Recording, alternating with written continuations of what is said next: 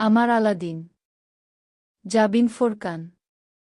পর্ব সংখ্যা ৫-এর প্রথম অংশ। হাসপাতাল থেকে মাত্রই ফোন এসেছে। জরুরি এক পেশেন্টকে দেখতে হবে। তাই বিশ্রাম অসম্পূর্ণ রেখেই সামিয়া হন্তদন্ত হয়ে নিজের রুম থেকে তৈরি হয়ে এলেন। ড্রাইভারকে কল দিয়ে গাড়ি রেডি রাখতে বলেছেন। চোখের চশমাটা লাগিয়ে সদর দরজার সামনে যেতেই অদ্ভুত দৃশ্যটা চোখে পড়ল তার। সাইবান এবং ইরাম দুজন পাশাপাশি হেঁটে বাড়ির ভেতরে ঢুকছে। সাইবানের মুখটা দেখে অপরাধবোধ হল সামিয়ার। গতকাল রাতে ওইভাবে ছেলের উপর চিৎকার করাটা উচিত হয়নি তার। সাইবান তার ইচ্ছায় বিয়ে করতে নাই চাইতে পারে, তবে সামিয়া নিজের মেজাজ হারিয়ে ঠিক করেননি। তাই এত ব্যস্ততার মাঝেও ছেলের মুখোমুখি দাঁড়ালেন। মম শরিউ। সাইবান থামল। ভ্রু তুলে জননীর দিকে চেয়ে রইল। ইরাম তাদের পাশ কাটিয়ে খানিকটা দূরে সরে দাঁড়াল। সামিয়া একটি নিঃশ্বাস ফেলে দ্রুত বললেন, আমি জবরদস্তি করে ঠিক করছি না। গত রাতে আমার কি হয়ে গিয়েছিল জানি না। মনে হচ্ছে আমি সঠিকটাই ভাবছি। আবার এখন এটাও মনে হচ্ছে আমি নিজের ছেলের সঙ্গে জোরাজুরি করে ফেলছি। তাই মম শরি, আমি সবার ভালোটা ভাবছি, তবে তোদের কারো মনের কথা ভাবছি না। শুধু চেয়েছি ইয়ান নামের নিষ্পাপ বাচ্চাটা একটা সুন্দর ভবিষ্যৎ পাক। মমের উপর অভিমান করিস না। তোকে রুষ্ট দেখলে আমার কষ্ট হয় গি। একটি নিঃশ্বাস ফেল সাইবান। দুহাত তুলে জননীর কাঁধে রাখল। সরিটা আর মাত্র ২ মিনিট ১৭ সেকেন্ড আগে বললে ভালো হতো ব্রো। কেন ব্রো? বাঁকা হাসল সাইবান। এক নজর তির্যক দৃষ্টি নিক্ষেপ করল ইরামের দিকে। কোর্ট ম্যারেজ করবে নাকি ধুমধাম অনুষ্ঠান করবে? কয়েক মুহূর্ত ইরাম এমনকি সামিয়া অবধিও প্রতিক্রিয়া করতে পারলেন না। দুজনই ফ্যালফ্যাল করে অবিশ্বাস মাখা দৃষ্টিতে তাকিয়ে রইল সাইবানের দিকে। বান্দা নিশ্চল, বিনোদিত। যেন এইমাত্র সে কোনো বিস্ফোরণ ঘটায়নি। সামিয়া আর নিজেকে নিয়ন্ত্রণ করতে পারলেন না। ২টা লাফ দিয়ে বসলেন বয়স্ক শরীরেও। বিরাট হাসিতে উজ্জ্বল হয়ে পড়ল তার চেহারা। উত্তেজনা সামাল দিতে না পেরে কাঁপতে কাঁপতে ছেলেকে বললেন, হাসপাতালে পেশেন্ট অপেক্ষা করছে। আমি এক্ষুনি যাচ্ছি। ট্রিটমেন্ট শেষে সবাইকে মিষ্টি খাইয়ে বাসায় ফিরেই প্ল্যানিংয়ে বসব। লাভ ইউ ব্রো, ওরে পীড়িত রে। সম্পত্তির ভাগটা যেন কপালছাড়া না হয় সেই চিন্তায় সারারাত ঘুম হয়নি। আপনাকে এখন আমার প্রতি পীড়িত দেখাতে হবে না।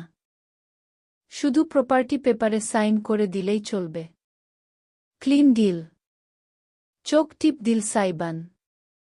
খিলখিল করে হেসে তাকে জড়িয়ে ধরে পিঠে কয়েকটা উৎসাহী চাপড় দিয়ে সামিয়া দ্রুত এগোলেন। বাইরে অপেক্ষা করা গাড়িতে চড়ে বসলেন।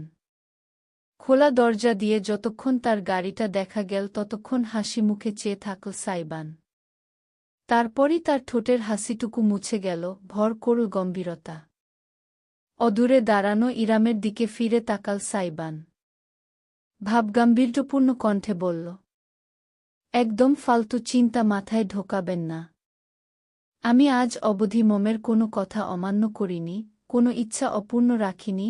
মৃত্যুর আগ অবধি মম মুখ থেকে যা একবার উচ্চারণ করবে তাই আমি তার জন্য করব, এটাই আমার প্রতিজ্ঞা। মম যদি আমার কলিজা কেটে তার পায়ের সামনে রাখতে বলে আমি সেটাও করব। সেখানে আপনাকে বিয়ে করাটা বিশেষ ব্যাপার না। মাথায় রাখবেন, I don't care about you or that child. Iram নিঃশব্দে শুনে গেল। সাইবান কথাগুলো বলে ডাইনিং টেবিলের কাছে গিয়ে দাঁড়াল। চুপচাপ একটা ব্রেডের প্যাকেট খুলে ফ্রিজ থেকে জ্যামের কৌটা নিয়ে এসে ব্রেডে লাগাতে লাগাতে দ্বিতীয় দফায় বলল, আপনার একটা টাইটেল দরকার, আমি আপনাকে আমার স্ত্রীর টাইটেলটা দেব। ব্যাস, এটুকুই। আপনি আপনার মতো, আমি আমার মতো। আমার পার্সোনাল লাইফে দখলদারি করতে আসবেন না, আমিও আপনার পার্সোনাল লাইফে যাব না। আর ওই বাচ্চাটাকে যত সম্ভব আমার কাছ থেকে দূরে রাখবেন। বাচ্চা গাচ্চা একদম ভালো লাগে না আমার। সারাটা জীবন এসব বইতে 1 বছর। ইরামের শান্ত কণ্ঠস্বর ভেসে এল। সাইবান জমে গেল। ভ্রু তুলে তাকিয়ে দেখল রমণীকে। এক দৃষ্টে তাকেই দেখছে। পার্ডন? ইরাম হেঁটে টেবিলের কাছে এসে দাঁড়াল। বলল, 1 বছর আলাদিন, বড়জোর 2 বছর। এটুকু সময় তোমাকে, আমাকে আর আমার বাচ্চাকে সহ্য করতে হবে গে। মানে? আমার তোমায় স্ত্রীর টাইটেলের প্রয়োজন নেই। আমার একটা শক্ত ভিত্তির দরকার, আর্থিক এবং সামাজিক। যেটা ঠিক এই মুহূর্তে গড়ে তুলতে আমি অপারগ। পারব না যে তা নয়, তবে সময় লাগবে। সেই সময়টায় আমার ছেলে কষ্টে কষ্টে জর্জরিত হবে, সেটা আমি মা হয়ে সইতে পারব না। খালামণি চায় আমরা বিয়ে করি, তুমি চাও তোমার মায়ের ইচ্ছা পূরণ করতে, আমি চাই আমার ছেলের জীবনটা সহজ করতে। ব্যাস 1-2 বছর দরকার শুধু আমার। কথা দিচ্ছি, যেদিন নিজের পায়ে দাঁড়াতে পারব, যেদিন নিজের একটা শক্ত ভিত্তি গড়তে পারব, যেদিন অসহায়ের মতো হাত না পেতে নিজের সামর্থ্যে নিজের ছেলেকে মানুষ করার ক্ষমতা অর্জন করব, সেদিন তোমার জীবন থেকে আমি আর ইয়ান দুজনই চলে যাব, আলাদিন। যদি তুমি না চাও আমরা থাকব না। তুমি তোমার মতো করে বাঁচতে পারবে মুক্তভাবে। একটা মানবিকতার সম্পর্কের বাঁধন থেকে মুক্তি পাবে। তুমি ছেলে মানুষ। তাছাড়া তোমার যে পরিচিতি এবং চেহারা, তাতে তোমার জন্য ভবিষ্যতে মেয়ের অভাব পড়বে না। ডিভোর্স মেয়েদের জন্য শেষ, কিন্তু ছেলেদের জন্য নতুন শুরু গো। আপনি নিজের ক্যারিয়ার গড়তে পারলে আমাকে ডিভোর্স দিয়ে দেবেন, ইরাম আপু? হ্যাঁ। না তুমি আমাকে চাও, না আমি তোমাকে চাই। কিন্তু আমার তোমাকে ব্যবহার করতে হবে, কিছুদিনের জন্য হলেও তোমার অনুগ্রহ নিতে হবে, সেজন্য আমি দুঃখিত। আমি পারি না তোমার উপর বোঝা হয়ে বসতে।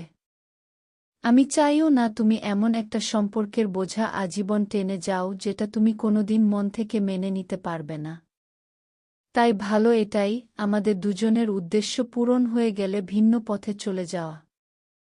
যদি আমরা এই বিয়েটাকে টিকিয়ে রাখতে না পারি, তাহলে ডিভোর্সই সই।